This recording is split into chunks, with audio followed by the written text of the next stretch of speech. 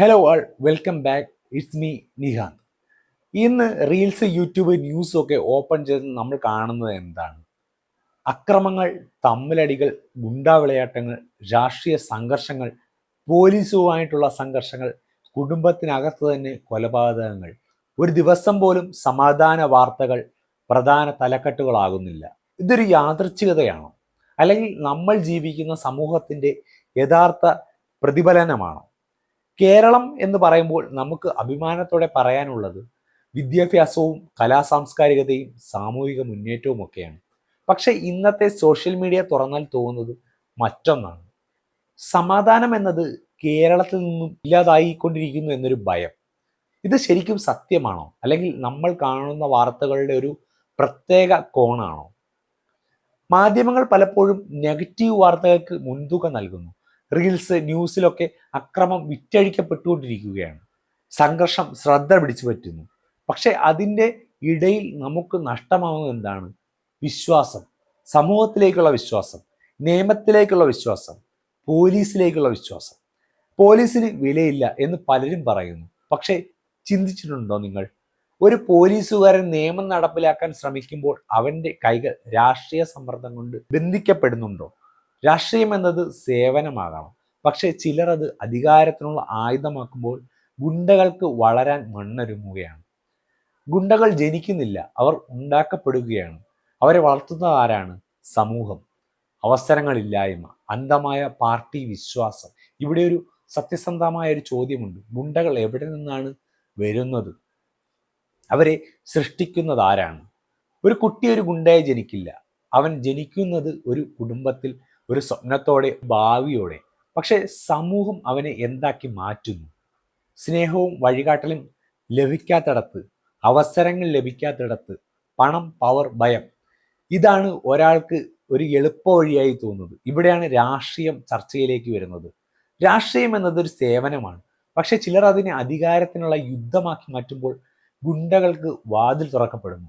തെരഞ്ഞെടുപ്പ് സമയത്ത് എല്ലാ പാർട്ടിക്കാർക്കും പാർട്ടി സേന ആവശ്യമാകും. നീ നമ്മുടെ ആളാണ് എന്ന ഒരു വാക്ക് യുവാക്കളെ, അവരെ തെറ്റായ വഴിയിലേക്ക് തള്ളുന്നു. പിന്നീട് എന്താണ് സംഭവിക്കുന്നത്? അവർ നിയമത്തിന് മുകളിലാണെന്നുള്ളൊരു തെറ്റായ വിശ്വാസം അവരിലേക്ക് എത്തിപ്പെടുകയാണ്. അത് സമൂഹത്തിനൊരു ഭീഷണിയാകും.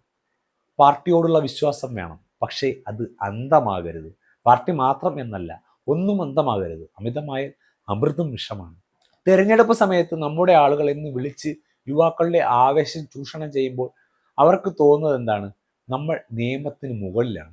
അതാണ് സമൂഹത്തിൽ ഉണ്ടാകാൻ പോകുന്ന അപകടം. പക്ഷേ ഇവിടെ ഒരു സത്യം നമുക്ക് അംഗീകരിക്കണം. എല്ലാ രാഷ്ട്രീയ പ്രവർത്തകരും തെറ്റായവരല്ല.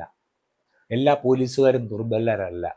എല്ലാ യുവാക്കളും ഗുണ്ടകളല്ല. പക്ഷേ ചെറിയൊരു വിഭാഗത്തിൻ്റെ തെറ്റുകൾ മുഴുവൻ സംസ്ഥാനത്തിൻ്റെ മുഖം മാറ്റുകയാണ്. ഇന്നത്തെ റീൽസ് കൾച്ചർ എന്താണ് ചെയ്യുന്നത്? അക്രമ വീഡിയോ വൈറലാകുന്നു, വിവാദ പ്രസംഗങ്ങൾ ട്രെൻഡിങ് ആകുന്നു, സമാധാന പ്രവർത്തനം ആരും കാണുന്നുമില്ല. നാം തന്നെ അറിയാതെ വയലൻസിനെ നോർമലൈസ് ചെയ്യുകയാണ്. ഇത് കേരളം, ഇവിടെ ഇങ്ങനെ തന്നെയാണ് എന്ന് പറഞ്ഞ് തെറ്റിനെ ന്യായീകരിക്കപ്പെടുകയാണ്. പക്ഷെ ഇവിടെ നമുക്ക് ഒരുപാട് ജാഗ്രത വേണം. കേരളത്തിൻ്റെ ചരിത്രം എന്താണ്? സാംസ്കാരിക നവോത്ഥാനം, സാമൂഹിക മാറ്റങ്ങൾ, ജനാധിപത്യ ബോധം. അത് ഒറ്റ രാത്രി ഇല്ലാതാകില്ല. അപ്പോൾ അതിനുള്ള പരിഹാരം എന്താണ്? നിയമം എല്ലാവർക്കും ഒരുപോലെ നടപ്പിലാക്കണം. പോലീസിന് സ്വതന്ത്രമായി ജോലി ചെയ്യാൻ സാഹചര്യങ്ങൾ വേണം. രാഷ്ട്രീയത്തിൽ ശുചിത്വം വേണം. യുവാക്കൾക്ക് അവസരങ്ങളും മാർഗനിർദ്ദേശങ്ങളും വേണം. മീഡിയയും സോഷ്യൽ മീഡിയയും ഉത്തരവാദിത്തോടെ പ്രവർത്തിക്കണം.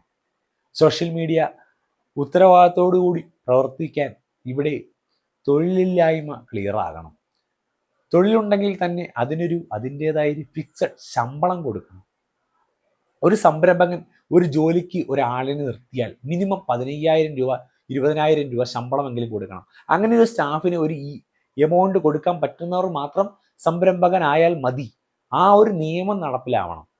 ഞാൻ ഈ പറഞ്ഞ കാര്യങ്ങൾ പറഞ്ഞ് അവസാനിപ്പിക്കുന്നത് ശമ്പളത്തിലാണ്, പണത്തിലാണ്. പണമാണ് എല്ലാം. സമാധാനം നഷ്ടപ്പെട്ടിട്ടില്ല, അത് മൂടിക്കെട്ടിപ്പെട്ടിരിക്കുകയാണ്. അത് തിരിച്ചു കൊണ്ടുവരാൻ സമൂഹം മുഴുവൻ ചേർന്ന് നിൽക്കണം.